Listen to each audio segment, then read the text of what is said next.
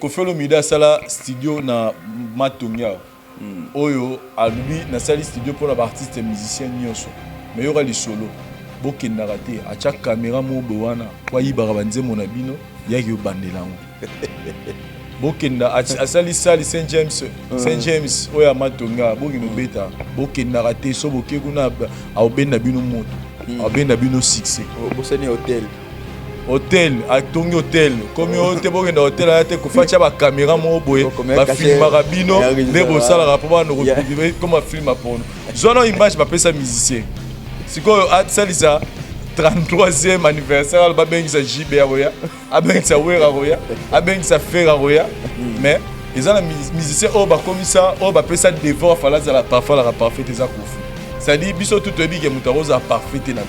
Mais musicien o ba komisa ba loareke yo falo za parfait za parfait des akofi. Ça dit quelqu'un oyo balinga opesa maramu tu ya faux pana alors que maramu mingo oyo ba kizarae ba musicien nyonso mboka na biso ba sala ngo tout plus pire que les kai. Oh ba danseuse meza ba miso mona tamso abotana danseuse mo yimine. Mais ba obeta ngoti. Na lobi na nga mabete. Mais maramu so comme la ba musicien miso na ba base na Congo. Koffi Olomide a pointa danseuse na Kenya. A pointa dem a linga et donc a pointé mes comités. Parce que tu vas à Makala. Côté là, Makala.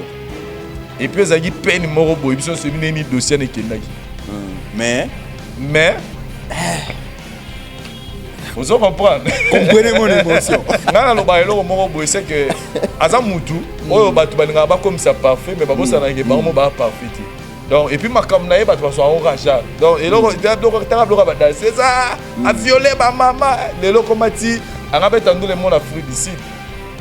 Ndula ne ratapo ani ba mama na ba activiste na ba lekati na ba chaîne na ba style africain na muto na robeta wate et ne respecte pas les femmes. Mais soki makambo to yebeza ki. Oui, on se les gars c'est Koffi. Soki makambo ezaki. Oui, te yo le kanga. Na ebité so nga personnellement silence héritier watanabe na hôtel on a deux angles. Premier angle na hôtel on moni marchevêque soki au blessé mutu. Au blessé mutu ka siko. Maman yo singe pardon bika oni ma pardon tout. C'est-à-dire que c'est mutu ka moi ma bé même na babolingo tout monde ngo. Au monde osaki moi sina yo ma bé mo osaki moi erreur mo bo. Au monde ka na minute na mo mona ye o ba no senga mo mino pardon na ba forme tout. Mais au monde et je pétant pas limbisa mais so mona mo so mona tiki etant ti na digérer na colère na ye. Au monde attend sous 2 jours 3 jours 4 jours ko lo lu qu'est-ce que singe pardon mona pardon na et aux anenge mo te na so ko linga ko singa pardon le même jour. Il faut ko yeba question mo na otuna. Il faut parler, faut toler barak, il y a des entourages. Il y a des entourages oh par exemple moi est toujours à bangi prison ba no ba moi na mkonza mkota ka bolo côté. So taliga ba jara batongo o comprendre que o pena do ba flatter. Vous comprenez? Bato pena ba dara dongi so rien na tongo c'est l'héritage côté le bon na poche poisson malipa poisson ma ketcha so ma polo. Là tu as raison. Tout héritier au sala pona yé a osara pour hériter. Mais ça la deuxième attente on peut ça hériter conseil. Attente on peut hériter conseil. Oh non c'est bien reprocher le moro. Mais ça la batu mususu net ba chali rubenga na pona nga chali rubenga a rosa jamais flatter et pas hériter. Na limité. Pourquoi?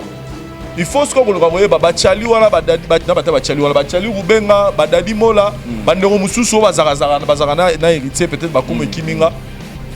Est-ce que héritage aura tant yo ba c'est ça question de retourner voilà.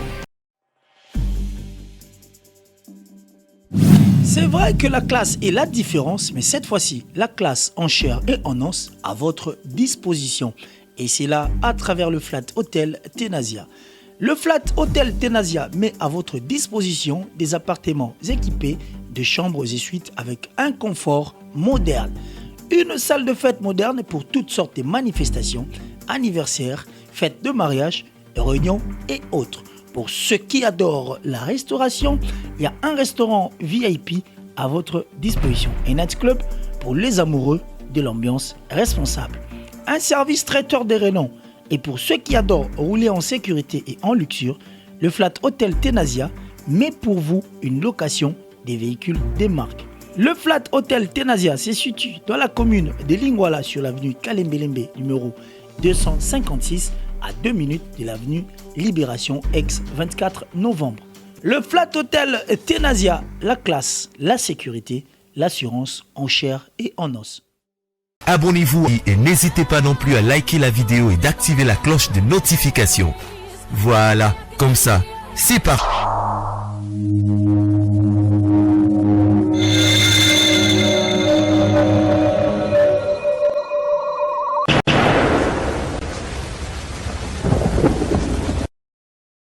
Maxi Bien-être, c'est un complément alimentaire. Les plantes qui sont à l'intérieur nettoient le sang, ça régénère le corps, il stabilise le diabète, ça stabilise la tension, il éradique les hémorroïdes, solution pour les érections, éjaculation précoce et faiblesse sexuelle. Vous avez la prostate? Prenez vos médicaments, en même temps prenez Maxi Bien-être. Les femmes également qui souffrent du diabète, Maxi Bien-être soigne et la vie change.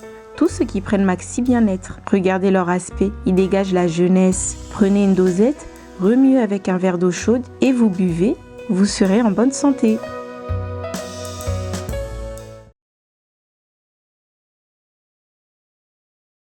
Merci beaucoup, merci Nabino Nyonso partout dans le monde, Bozali. En tout cas, merci Nabino de Tolobara que Tolingana, amour vrai, Bissouba Congolais et au Sala bien Makas parce que Bissouba Congolais, amour vraiment sincère et ça l'a raté. Tolingana, amour vrai et au Sala bien. Bonjour Nabino partout Bozali, en tout cas, puisque nous sommes motés au Bolanda Bisso dans ce moment. En tout cas, merci. Et pourquoi pas dire merci à Daridio en Tessa au hasard derrière caméra et dans l'ombre et les lots Sali qui est tout le monde là pourquoi pas. Toute la grande équipe et à la fois du peuple, là je vois encore par aussi ça le caméraman sérieux dans la régie finale. Merci beaucoup, merci Nabino Nyonso au Bolinga, marche avec Mbedi.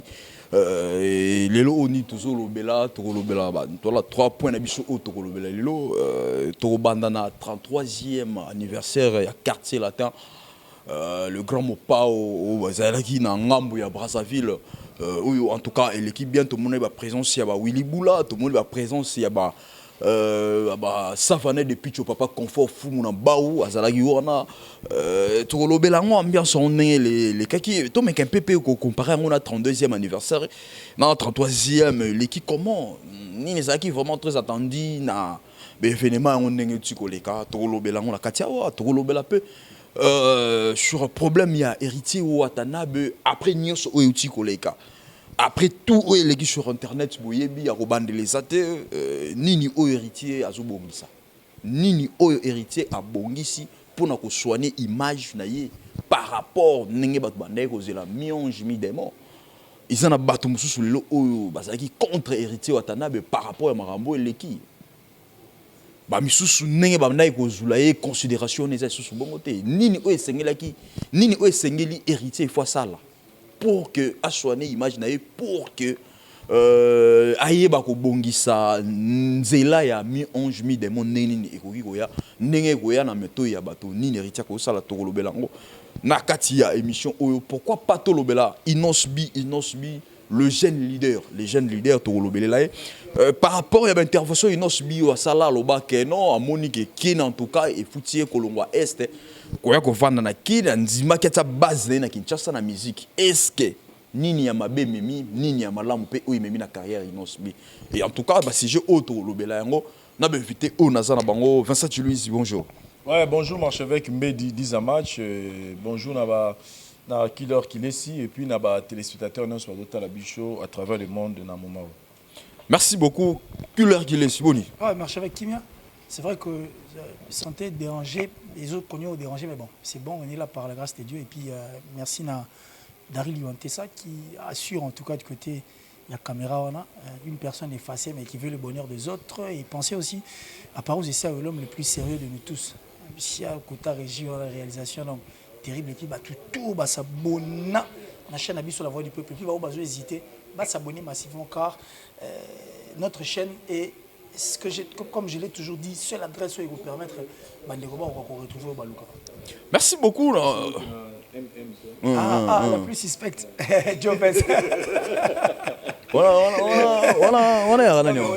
Tu n'as tout On est là pour les sujets. Toi, on est là pour les sujets. Mais on masque, on est baraté. Toi, il y a sujet. Sujet. Pesa ina numbo. Pesa imo. Pesa. Benga ino benga. Tu fais ça saluer déjà. Oui, que tu fais ça maîtrisant déjà. Na Italie. Na Italie. Tout le monde a eu au salabia makasi. Donc qu'il est sans occupé, engagé dans MM. Merci beaucoup. C'est pas possible. Merci beaucoup. Ça c'est quand même ok. Ça l'a bien makasi. Qui leur laisse n'arrêter nous au Malamoko. 33e anniversaire, il y a quartier latin. Au niveau à Brazzaville. En plein nango. Les lots tout le monde sans fallait ou pas. Fallait zater. BLP Bazate, est-ce que gardez toujours moi, ton deuxième, tout le monde n'est pas maki. N'est lobisaki batou, et qui peut venir ma casse. C'est comme si 33e.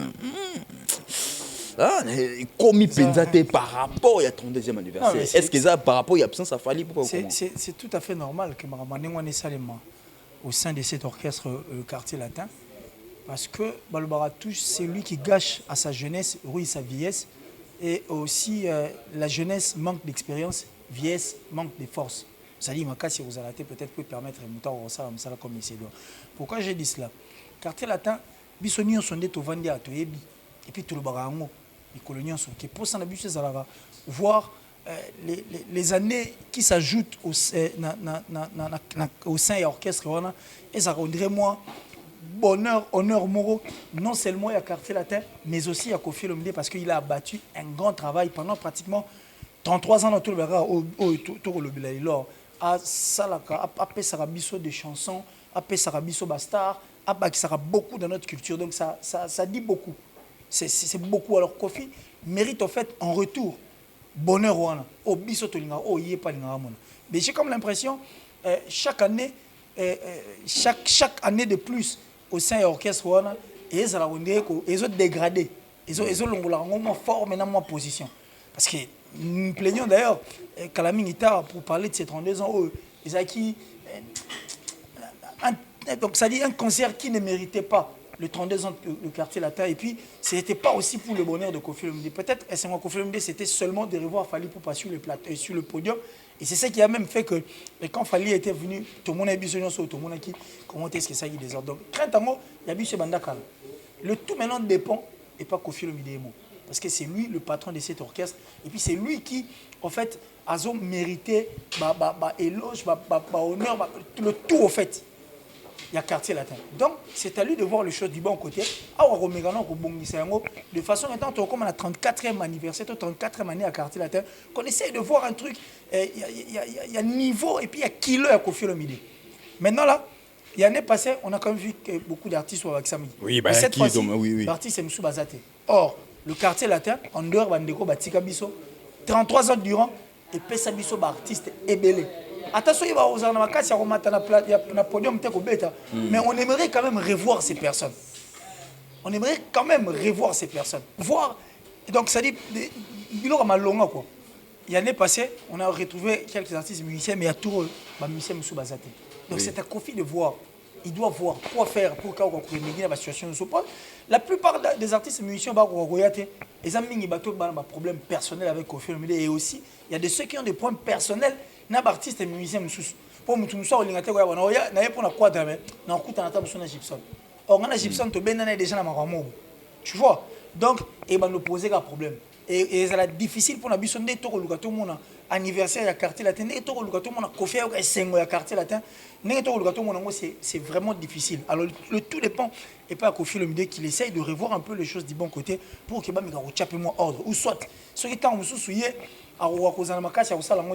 on peut peut-être faire appel à 33e anniversaire de Braza. On peut aussi trouver Moutoumsou Hazard meilleur peut-être qu'il y ait à organiser les bisous le monde. Tout le monde a quand même des sons vivants Kofi Olomide, c'est réjouir dans Moussalo à Sali parce que 33 ans c'est pas peu et dans 33 ans c'était des succès en succès et aussi dans 33 ans là, ce n'était que nous donner des stars et des stars. Donc, il doit quand même bénéficier d'un mot. Attention qu'ils ont bon montant en retour mais SMO il y a comment que je suis Koffi Olomide n'a pas essayé quand même moi mon orchestre et puis n'a pas essayé quand même culture moi apport moi touche nangai mais les longs en retour je retrouve les artistes musiciens oh bazala ba beta pa nangai et na bande comme soupe à libanda parce que azo mérité même ceux des autres orchestres azo mérité honneur Rwanda et puis ascenseur Rwanda azo mérité c'est aussi quelque chose d'excellent et puis vous allez moko il y a l'isolo la musique la biso écotique la culture la biso voir par exemple mot typique où Ranson jouait une guitare et chantait une chanson de Koffi Olomide dans 34e anniversaire à Koffi. Tu vois ce que ça va donner. C'est-à-dire retrouver peut-être un guitariste de renom pe amour. C'est-à-dire que Koffi Olomide a pensé peut-être il faut la quartier la tête. Mais justement ça Koffi Olomide c'est un nom de notre musique. Asa comme la musique na biso. Azo mérité bonheur nous et puis nous aussi nous qui sommes fans de la musique congolaise. Tu te rappelles un peu ça bonheur en fait. Attention tu reçois l'art mais tout le monde a quand même sur un podium Koffi Olomide ensemble. Koffi Olomide JB Piana. 34e anniversaire à Caractère par exemple, c'est l'orchestre Maison Mère qui va jouer 2 chansons de Koffi Olomide. Tu vois ce que ça va lui faire et tu vois ce que ça va faire à nous qui regardons. Donc 33 ans, 32 ans, 33 ans, n'est pas au sel en moi et ça pendant n'est biso to kanisa te pesa na kilo na trompe à Koffi Olomide ça nous déçoit et puis ça nous fait mal de voir bilo or Koffi mérite beaucoup et mérite encore plus. Merci beaucoup Kila Versace Louise.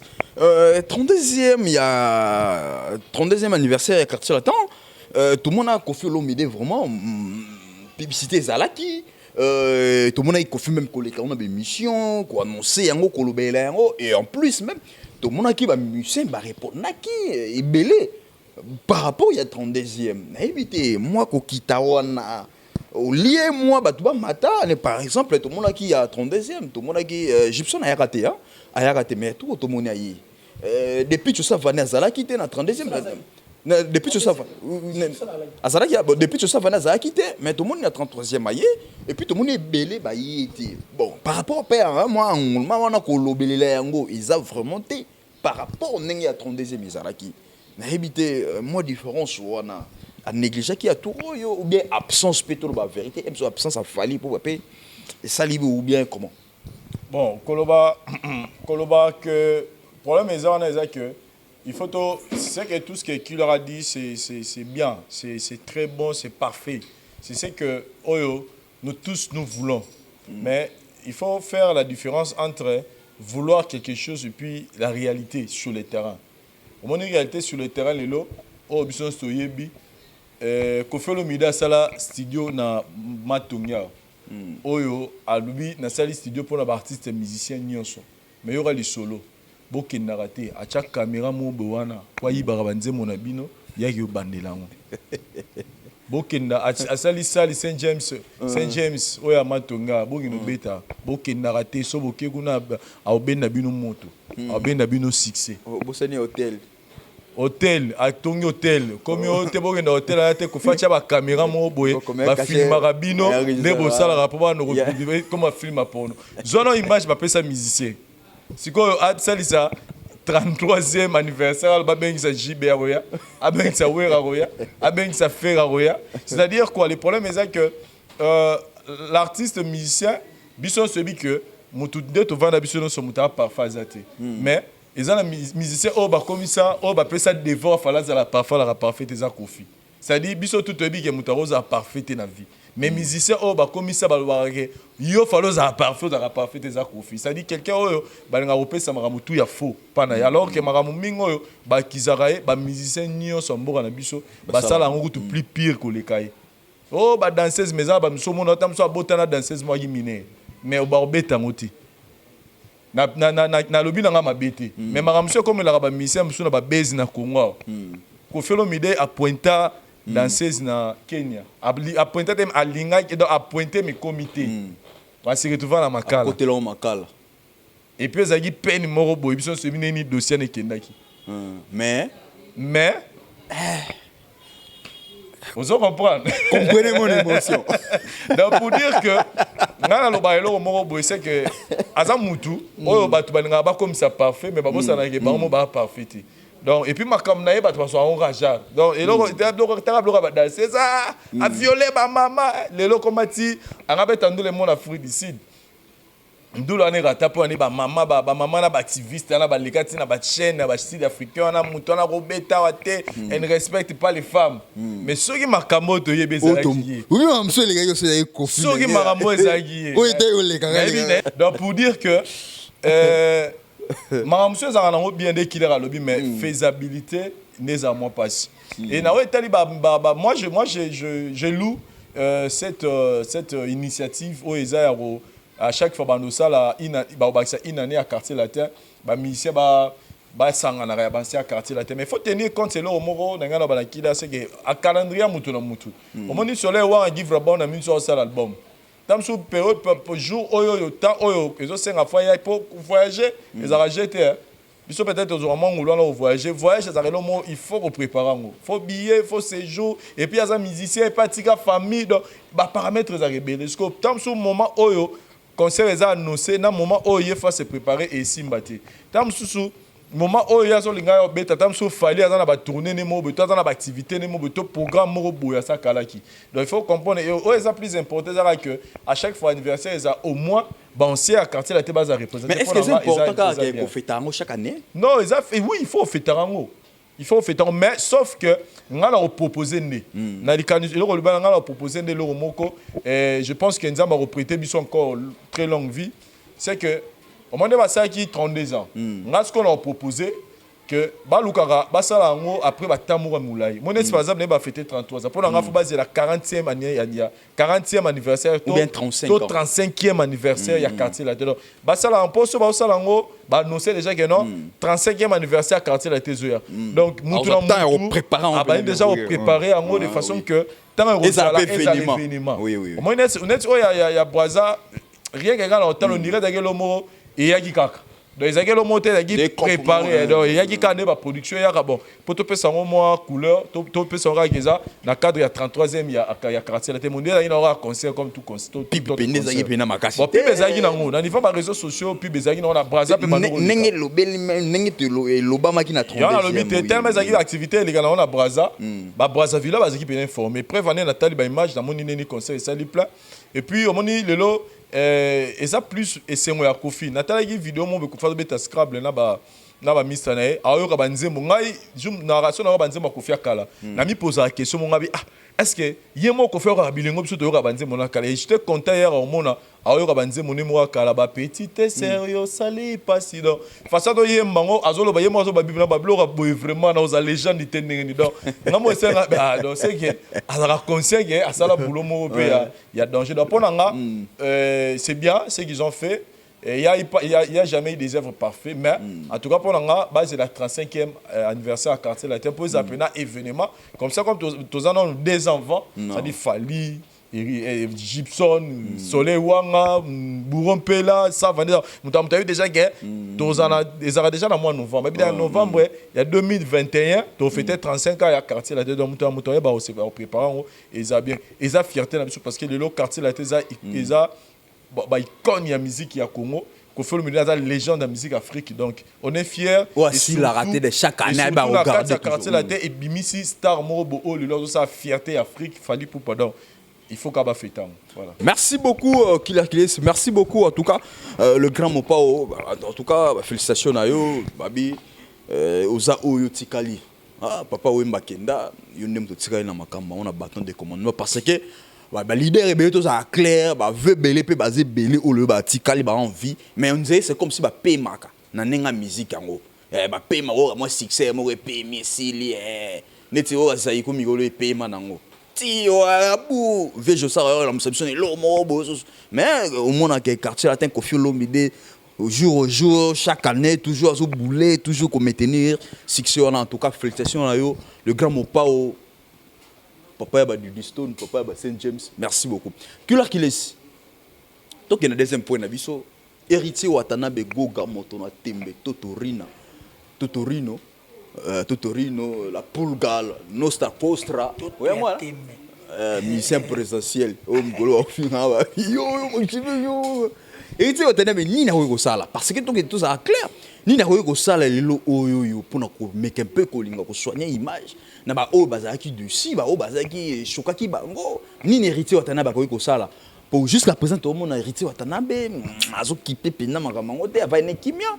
mais tozo kende pas tozo nge pas to mona to sala ki na conférence de presse il y a miel de son autre monde miel de son comme ko senga ba maman pardon donc comme ko senga donc ba comme ko senga l'héritier pardon mais yemo le concerné alors avant une kimia tout on serait mutu ni na ko sala l'héritier Watanabe après nyoso iti koleka na vie na héritier après buzz na yo to les gars tout bien bon ça dit cette vidéo qui peut-être bandeko ba otala biso ba za me sengoté que tout bandela moi à plusieurs reprises quoi mais du moins il a un grand travail à faire parce que devant lui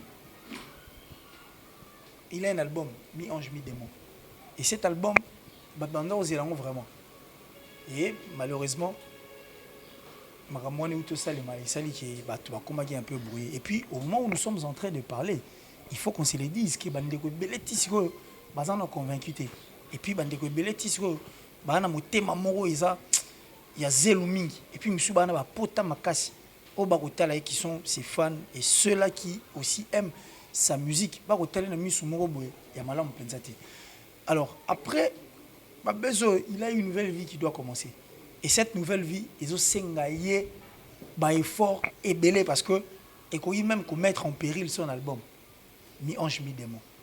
La première des choses à faire, l'héritier doit revoir son entourage. Il est obligé de revoir son entourage. Parce qu'en réalité, le problème qu'héritier a aujourd'hui, n'a pas congolais, n'a pas de walibanda, et ça pour fourgonnette et balugati na pembe y a entré à prison. Donc fourgonnette on est baluki et celle qui est bandeko va ça les vidéos parce que nous ne savions pas que fourgonnette on est balukati. Oui. Mais c'est son entourage qui a permis au monde de voir combien notre pays oui, moi regardez selon son entourage les ensemble entourage les le mouvement qu'il faisait et sa façon d'être ma réaction là on comprenait tout ça Mikolo bandeko banda la vidéo nous étions en train de comprendre c'était quoi en fait le message d'héritier parce qu'intérieurement il était très joyeux mais extérieurement il n'avait pas aussi c'est aïdega na posa au laxamoté mais c'est son entourage en fait qui a mis aujourd'hui héritier en danger. Et puis, donc, il doit d'abord revoir son entourage. Parce que la communication, nous faisons partie de la voix du peuple. C'est notre maison. Ceux qui ont mis la statue, Vincent mais tout il y a bien sûr la voix du peuple. Mais le fait que les Camerounais ont la contradiction, automatiquement, on comprend que la communication est que les Camerounais parce qu'on voit Dadi Moula passer à la télé dire autre chose. Il y aura Francis Dibaya qui va sortir à la télé pour dire autre chose. Il y a Dodi depuis la Belgique, soit la Turquie, soit la France, mais ils sont tous sociétaires, ils font tous partie. Il y a la team Wata. Oui. Moi, la communication, et qui est déjà ma belle. Et c'est de cette communication dont nous déplorons dans le temps. Oui, on a créé l'héritier, problème est belé. Il y a on a vu sur Karine et puis toutes ces personnes qui étaient tout autour d'Héritier Watanabe. C'était aussi la communication qui lui a rendu un très mauvais service. C'est de même cette fois-ci. Communication peut, l'entourage va vous faire partie de la team Wata, va rendre un très grand mauvais service. Donc la première des choses à faire, c'est quoi héritier? Il doit nous sortir l'héritier, c'est-à-dire l'héritier intérieur, qui oui. Parce qu'il a beaucoup à donner aux femmes. Et il doit s'excuser. C'est-à-dire, pardon, il faut ça là, officiellement. Nous l'attendons d'ailleurs impatiemment parce que tout le monde a une statut, la page officielle. Bon.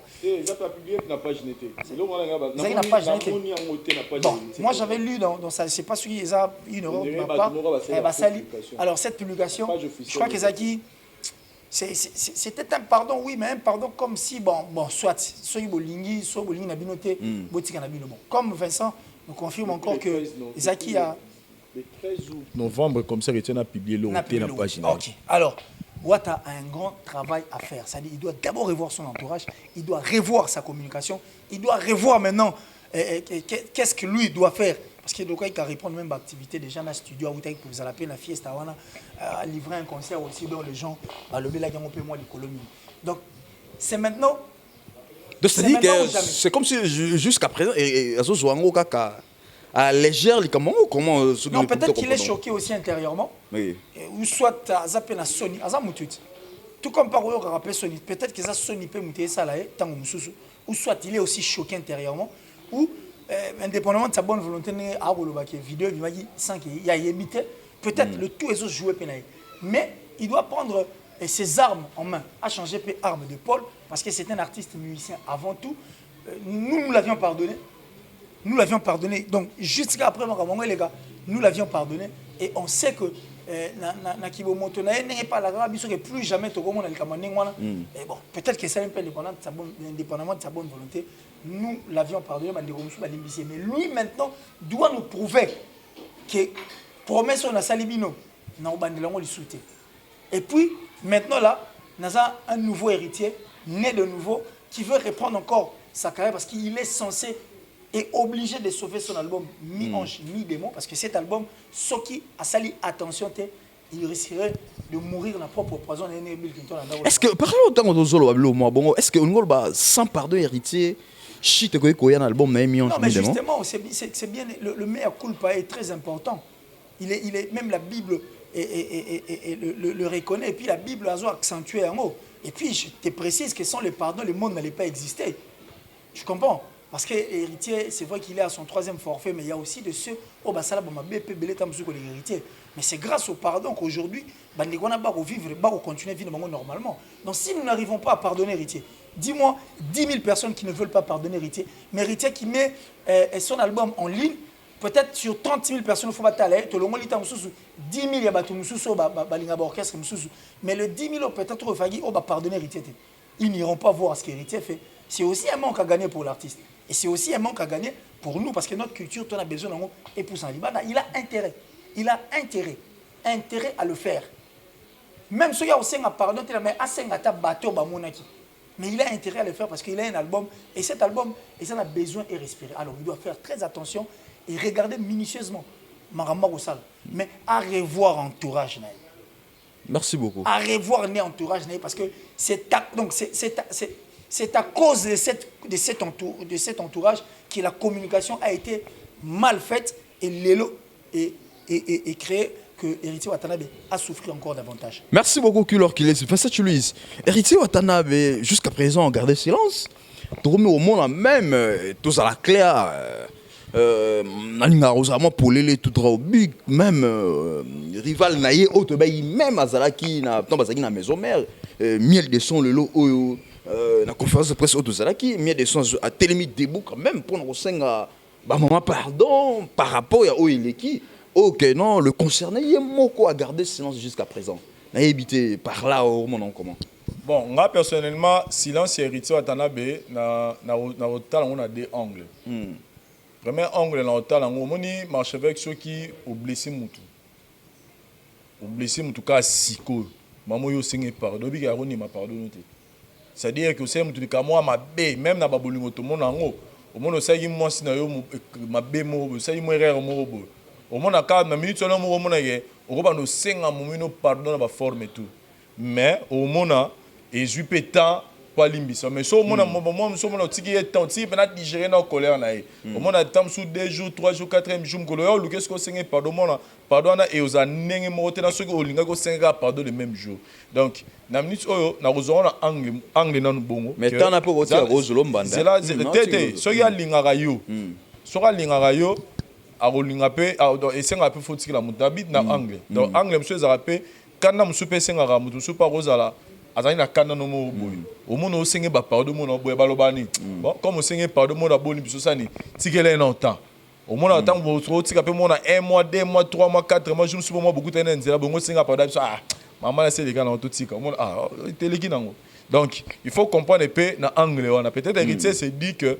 Neymar moins non nous besuboy il faut tout tika na non ba tout temps ba mekana nous ko digérer dans le kamango et pour ça il chokagi makasi c'est-à-dire héritier ça ne ba baise pendant ba héritier ça ba baise bon ça c'est un peu trop dire mais ba belé ça la héritier il y a ba jarwana mais au pena que et lobisa batu pena batu ba ça choquer makasi zaki oh pourquoi parce que les aba vidéo ba blo au moins ça m'a dit de manière répétitive donc pour héritier c'est dit soyez peut-être pour là je me dis et comme ça soit pour une première anga peut-être à oui là on sait pardon mais et là au moins ça a mis à 3 reprises mbali boso mbami bali ça dedans à quoi ouais la té ko les maman la télévision passer à pardon sinon ba ba ozo ça là on encore pour au senga biso ba pardon donc moni ils appellent à moi politique mon na 4 est-ce qu'elle boso senga pardon asenga pardon te Yami Bala Senga. bon na habité sur le bossa asenga pardon na yebi na Yami Bala Senga. Yami Bala ou ba nimara te ezaraye mais Yami Sat oyo eza pene loro ya lisolo te et ce qui a frappé même bon na angle mususu na moni ma killer salobi que héritier est mal entouré mais ngala comment ochango matembe pourquoi so tele mutu par exemple roi Charlie Rubenga hein on va benga Charlie Rubenga wana na mona une ou deux fois so na talié bon Dadi Mola des fois on a le temps des fois ya solo na ye na yebi neni Dadi Mola réfléchir ça bon na ba tumsu peut-être ba comment na yebi bo mettant tout ba comment na bosani il faut ko yeba question mo na otuna il faut parler, il faut tolérer il y a des entourages. Il y a des entourages, oh, par exemple, moi, je suis toujours à Bangi prison, moi, je suis à Bolo côté. So, taliga ba vjara batongo, on comprend que oh, penado ba flatter. Flatter. On se comprend, bato penado ba daradongi, so rien à tongo, c'est l'héritage côté le bon na poche, poisson ma lipa, poisson ma ketcha, son ma polo. Là, tu as raison. Tout héritier au sala pour na yé à osara pour hériter. Mais ça a des ans. On attend on peut ça hériter conseil. On attend on peut hériter conseil. Oh non, c'est bien reprocher le mais ça batu mususu, net ba Charlie Rubenga na pour na Charlie Rubenga a rosa jamais flatter et pas hériter. Na limité. Ba Dadi Mola na nimi penzate. Pourquoi? Il faut ce qu'on voit ba Charlie wana ba Dadi ba Charlie wana ba Charlie Rubenga ba Dadi Mola ba ndero mususu ba zara na héritier peut-être ba comme kiminga. Est-ce que héritier aura tant yoka bango? C'est ça, question to retourner ngwana. Vous comprenez? Est-ce que héritier aura tant ya yoka bango? Parce que mutu mususu pona ye o ya lobe tika li bongo. Parce que les babens l'homme le plus compliqué du monde. Est-ce que tu es bâti ni babeng na bon? L'homme le plus compliqué du monde. L'homme le plus. Tant babeng héritier moto na tembe. Est-ce que tu l'as toyé ba ki moto na tembe wana ezala problème ni? Bon ceux qui moto tembe na l'homme le plus compliqué ça o ya lobaka ya tika li bongo. C'est-à-dire que bato baza tout autour na ye balandaka ligne ya pesi. Donc yeso lobi toke gauche, mutana ta on discuter te bino so gauche. Toke droite, muno so ke droite. Bo siko muta bongo. So ka seli kam na bo loba neni. C'est-à-dire wana sko bo loba ni oh entourage les hommes no problème ça peut ko yeba est-ce que musicien ou mon héritier est-ce que des fois ami carapé que non entourage peut lobi que non presse to ke boy alandi pe bango to o ya loba c'est-à-dire est-ce que dans la haute opinion te na staff na parce que l'organisme est important.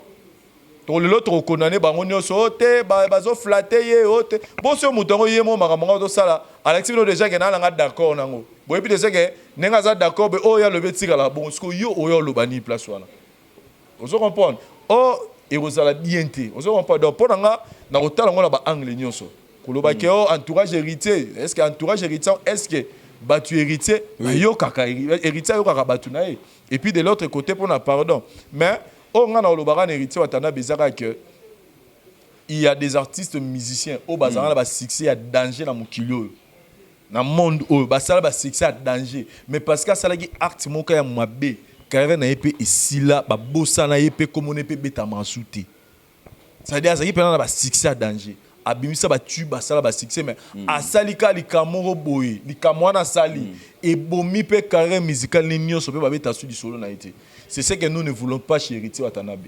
Donc, pour nous, je dis d'abord, premièrement, Héritier, dès que nous tout à l'heure là, ce qu'ils ont pour nous, qu'on l'imbissa kanda à maman, parce que ce sont plus les mamans qui ont été touchées, mais il doit penser vraiment faire un truc. Bablo va publier la page, c'est bien beau. Il y a le but.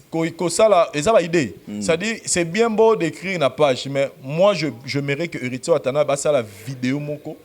Tout. Asala nze momo neti grand frère ne ko finir asala ga mbele ba maman pardon maman limbisa de asala loro moko oyo et parce que ba maman ba na choc. Moi je parle pas de maman ya ba mère na biso ba finga ki na ba tout monde na ba château rouge te wa maman wana tinga ba maman responsable ba maman na biso neti ba maman na biso ba ministre on va s'occuper na ba genre famille ba maman na biso ba député ba maman ba boti biso maman ba boti pe ngai ça dit ba maman wana ba ki passi.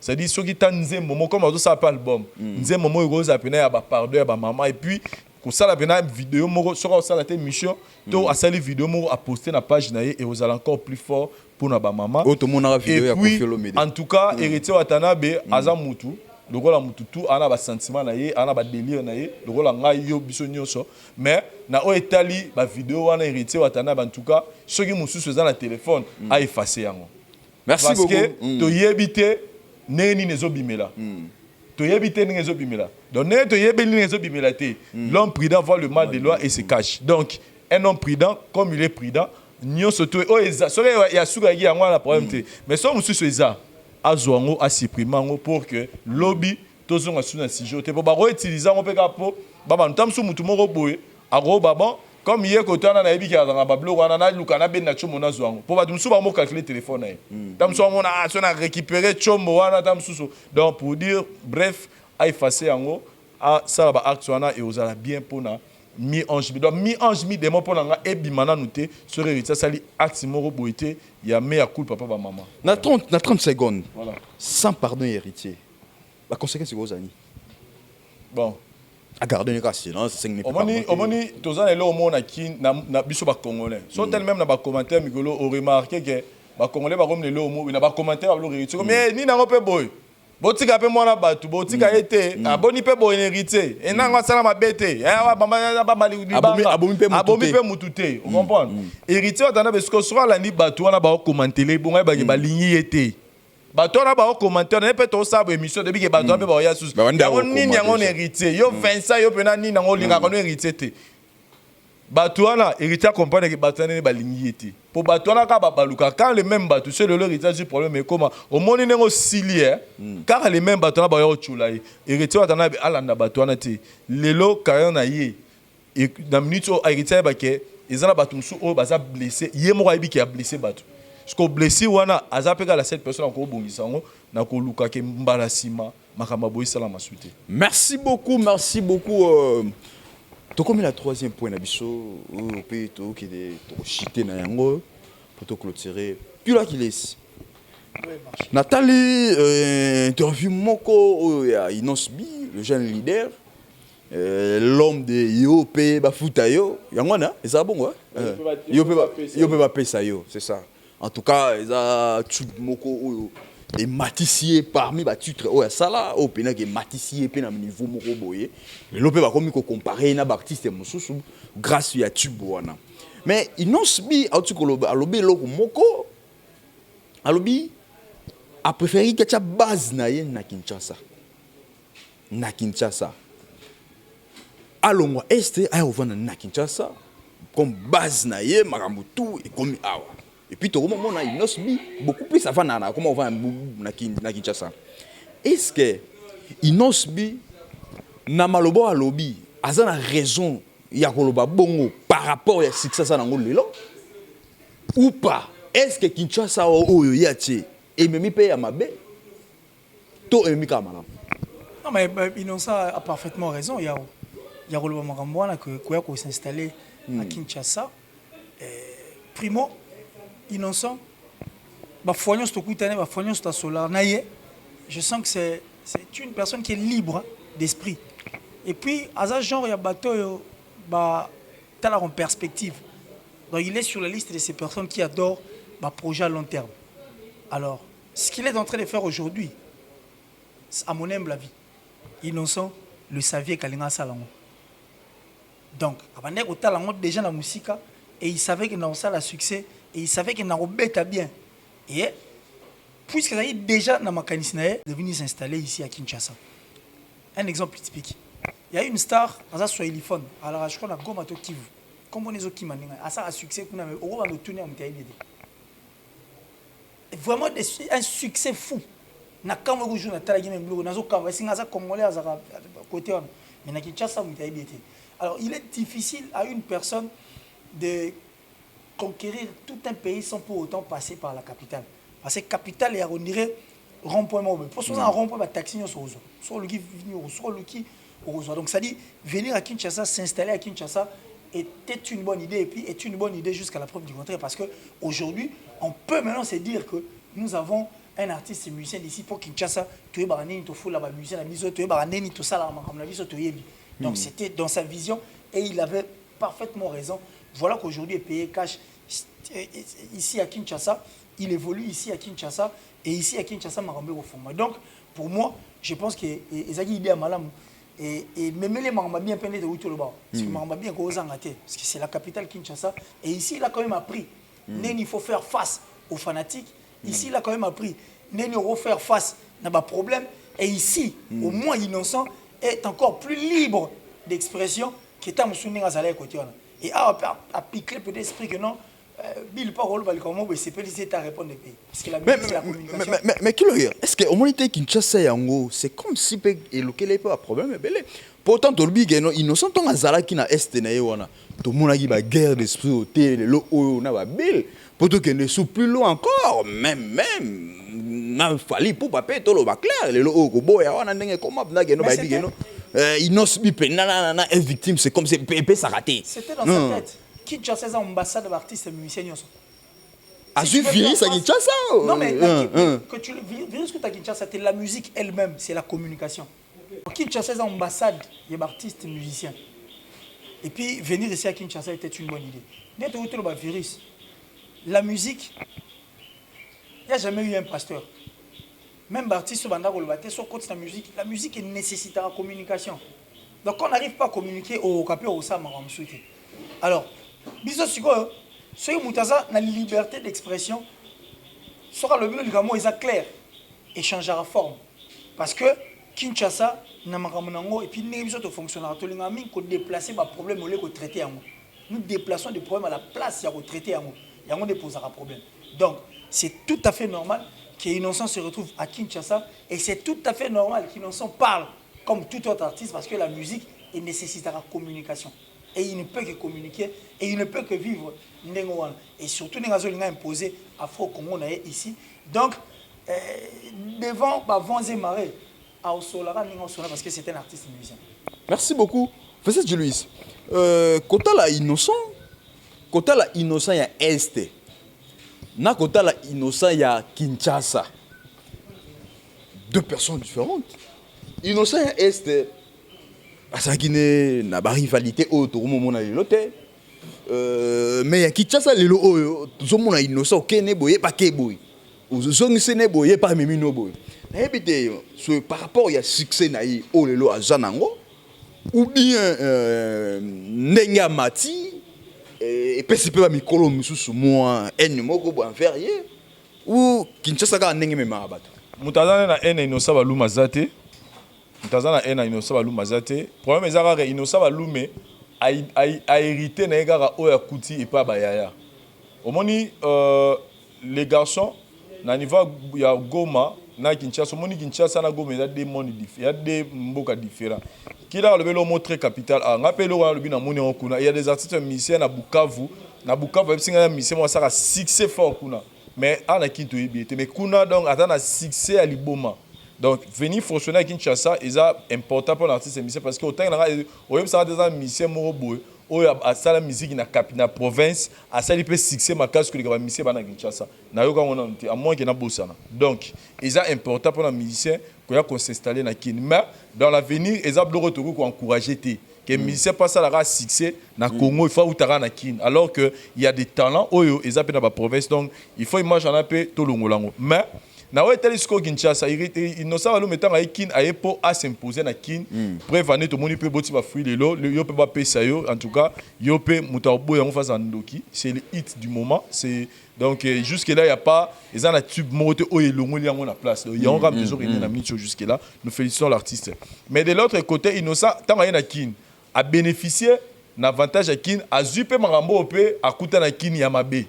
Il y a ma belle que na kini balakisa ba musicien que soro lingo ça la succès il faut s'attaquer na mutu moko bo oyo yebika leki on a succès et ça eloro ba kotsa ba musicien na biso au moins ba musicien so ando longa pas wera soro longo pas ba premier adversaire ne wera ba musicien so longa pas Kofi soro longa pas Kofi premier adversaire ne Kofi ça dit faut attaquer na mutu moko bo oyo yebika bon oyo so na beti na nenga e osala nga bien oh eza ba musicien e o reza na musicien moko na mboka na biso oyo a irrité en côté à ça succès les gars bango tout c'est fali ya mamuto robomba raté par rapport à la réalisation par rapport à mamutu à ça mamuto danger mais atikali ko imiter système wana te comme on attend sur innocent sali clip na suka azwa la tinta ba couronne alors et tobi benga mikolo le king eza fali donc ba bloko eza bloko oyo innocent balume a hérité na donc ya bloko akuti na kin donc il y a pas suka ka copier na or exemple l'homme sous sur copier na ko copier te donc on a peut-être nazo mona moi bien te pas innocent donc je me dis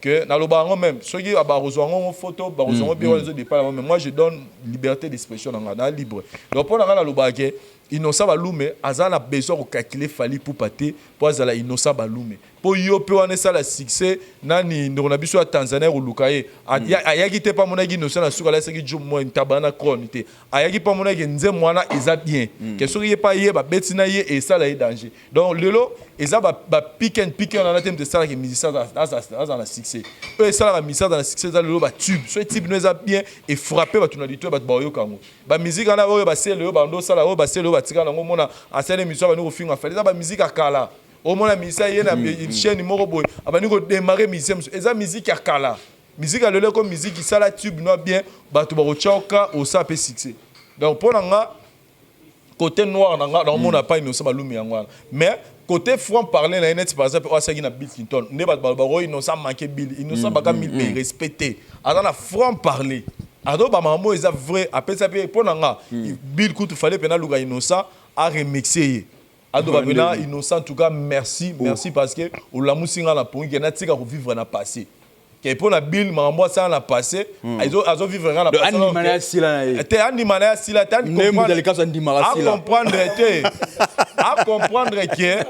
comprendre que mambo ça na passé tika na passé sur ma performance soit dans nous donner le aluka donner les meilleurs na présent pour que futur n'est à la danger donc message innocent à l'aider ai c'est que mambozo lo bana eza soni pour ceux batona ba yoki biso ba yoki yo na lingala ba oseka yo pour ba mona ke muto ngo comparer na yo o accompagner par exemple wera na Bercy na Zenith mais muto wana Diamond na beta ba salo legi ba Bercy na oyo ba legi te mais ba Bercy na ba Zenith il y a espace anglophone a konia ngo be ba guichet fermé.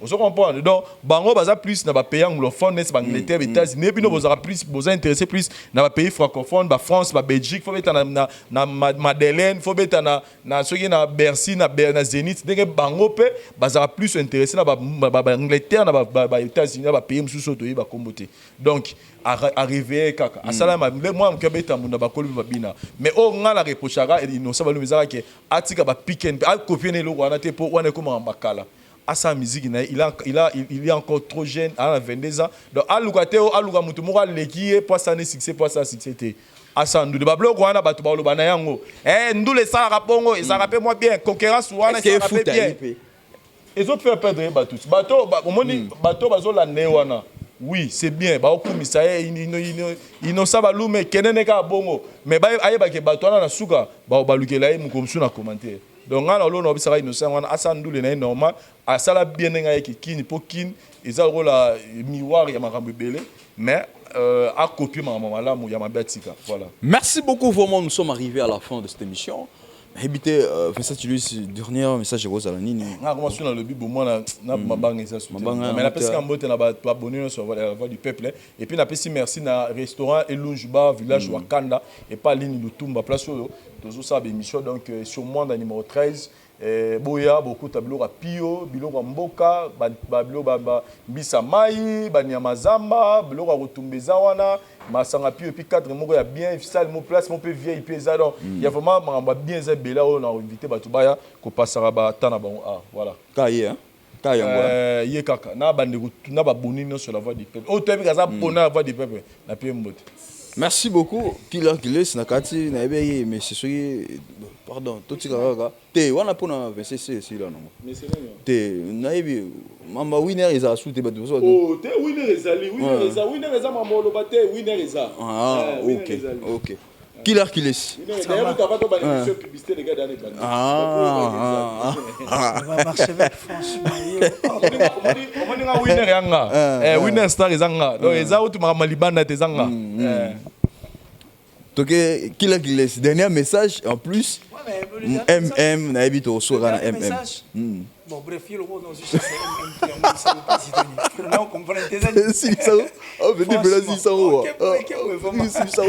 alors, merci la je pense que le seul message fort aux photos, c'est que Afrique a photo lingana mingi, Mokilipe il photo lingana trop parce qu'il n'y a pas mieux que l'amour. L'amour est un arbre et l'arbre on est un fruit, puis beaucoup d'étapes et de fleurs et puis ils ont bien fait dans mingi. Alors quand on s'aime, je pense qu'on va se faire moins du mal et quand on s'aime, c'est important donc ça dit mabé aux alatés. Pour une fois, la terre va respirer un air merveilleux et qui peut-être et qu'on peut s'abuser plutôt passer peu moins une partie à paradis nabiso ici sur terre. Alors c'est simple, tout linga la pena avec notre cœur tout linga de vrai. Merci à Daryl Livantes qui était derrière la caméra, merci à toi-même parce que vous pensez qu'il nabiso tout comme on répond ça à tribunal de bâtiment mais bon, au Vincent et qu'il est venu leur on est là. Nous te remercions à Parou et Salut également et puis à Divine qui me regarde derrière cette caméra, Diva Cléboa, bandego tout balinga killer il est si ko tozo linga na ko mani. Je salue mon vieux Simon Omiez, il est depuis la Belgique. Donc, et puis bonne guérison à ma belle-sœur dont j'étais les noms, je crois que c'est à Bongi déjà, à maman chérie depuis l'Allemagne, maman Hélène Mireille Garcia, de cœur avec vous maman, et à toutes ces personnes en tout cas qui nous aiment, et donner la grâce, ma grande sœur comme ça depuis la France, et je dis merci à Coco Chilomboto, qui ne cesse en tout cas de m'appeler, moment ils aura difficile et pas moment bien et la plus suspecte de toutes les italiennes je clôture avec elle donc FMML donc je reste là parce que l'Italie aujourd'hui vit son bonheur. Donc, merci beaucoup mère Nabiso Topesi Mbote. Comment tu peux confirmer des choses dont tu mérites confirmablement mère Nabiso Topesi Mbote. Pourquoi pas te penser encore on a peine à penser Naïm Moko Gauthier Bell le roi d'Angleterre l'homme le plus puissant de la planète Terre. Sa poche a trop de billets de valeur plus que la banque centrale de l'RTC. Na pesio mbote place aux alliés. Moi Mobali. Merci beaucoup. Pourquoi pas maman Monique mon gagne le cœur en or mon thème. Wana mère. Te voilà mon. Soyons en assistant. Maman Monique mon gagne le cœur en or mon thème ya papa Guilhem Matondo depuis Londres. OK. Vrai célibataire bodo. Merci beaucoup. Merci beaucoup. Pourquoi pas la paix ça peut encore na JP Bati qui le dieu des lions, la Péchiombo et tous les peuples lyonnais sont fiers d'avoir leur dieu. La personne c'est JP Bati qui le dieu des lions. Depuis Lyon, la Péchiombo, pourquoi pas? Mais Joe, on a tenu la marche avec rien. Merci beaucoup. Pourquoi pas? Quand on a Lyon, on a peine à moni, à Pomaneno, ombre noire. La Péchiombo, place aux alliés, mon soukaye sous depuis Londres. Et pardon, depuis Lyon, la Péchiombo, à Pomaneno, le miraculeux garçon puissant, en tout cas, pourquoi pas mon ami personnel vers Simbala depuis Texas, mon ami d'enfance. La Péchiombo, place aux alliés. En tout cas, quant à moi, je dis bye, à la prochaine.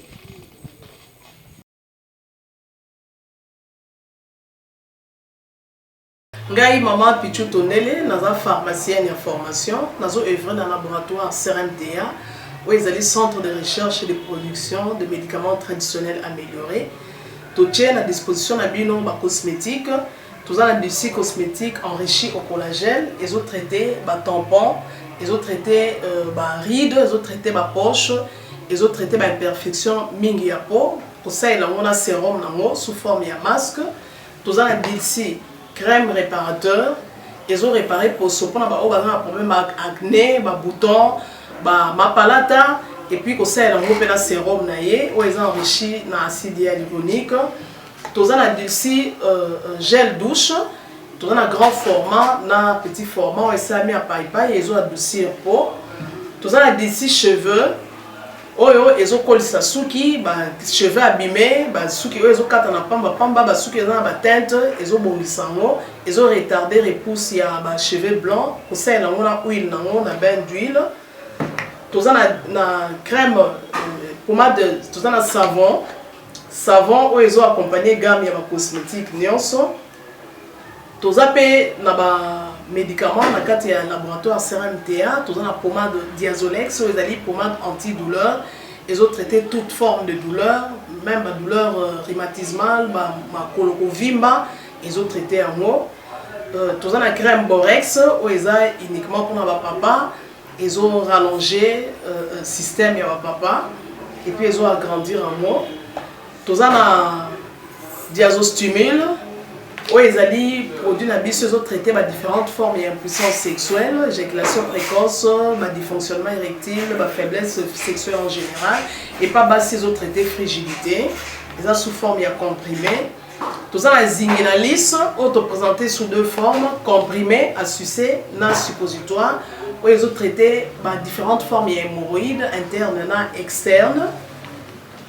Tout ça, la méamycine, où ils ont traité la levure, tout ce qui est amibe, tout ce qui est maladie, kyste, il y a amibe, ils ont traité en eau sous forme de comprimé dans le sirop.